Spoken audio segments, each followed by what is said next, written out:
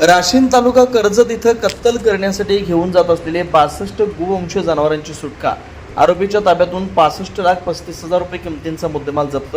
स्थानिक गुन्हे शाखा अहिल्यानगरची कारवाई. मान्य श्री सोमनाथ घारगे पोलीस अधीक्षक अहिल्यानगर यांनी स्थानिक गुन्हे शाखेस अहिल्यानगर जिल्ह्यात गोवंश जनावरांची कत्तल करणाऱ्या ठिकाणांची व इस्मांची माहिती काढून कारवाई करण्याबाबत आदेशित केलेला आहे.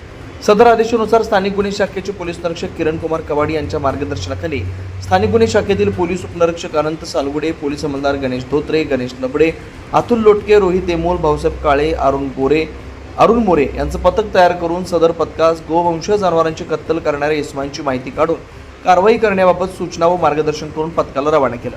वर नमूद पथक 22/4/26 रोजी पहाटे कर्जत तालुक्यात कत्तलखान्याची राशीन गावात कुरेशी गल्ली इथं गोवंश जातीचे जिवंत जनावरे कत्तल करण्याच्या उद्देशानं निर्दयतेने टेम्पोमध्ये भरून वाहतूक करण्याच्या तयारीत असल्याची माहिती प्राप्त झाली.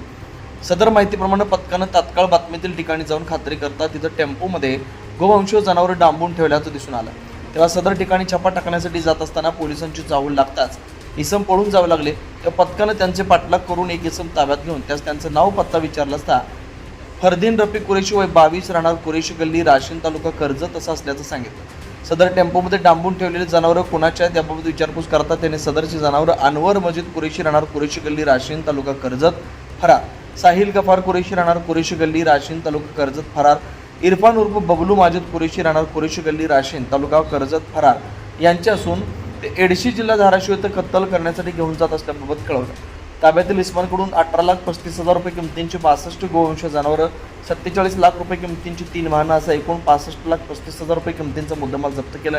आरोपी विरुद्ध कर्जत पोलीस ठाण्यात गुन्हा रजिस्टर नंबर 158/26 महाराष्ट्र पशुसंरक्षण अधिनियम सन 1995 च्या सुधारित 2015 कलम 5(अ)(5)(ब) 9 सह प्राण्यांना निर्दयतेने वागणुकीचं कलम 3(11) प्रमाणे गुन्हा दाखल करण्यात आला. पुढील तपास कर्जत पोलीस करतात. सदरची कारवाई सोमनाथ घारगे पोलीस अधीक्षक अहिल्यानगर यांच्या सूचना व मार्गदर्शनाखाली स्थानिक गुन्हे शाखेचे वरील पोलीस अधिकारी व अंमलदारांनी केले.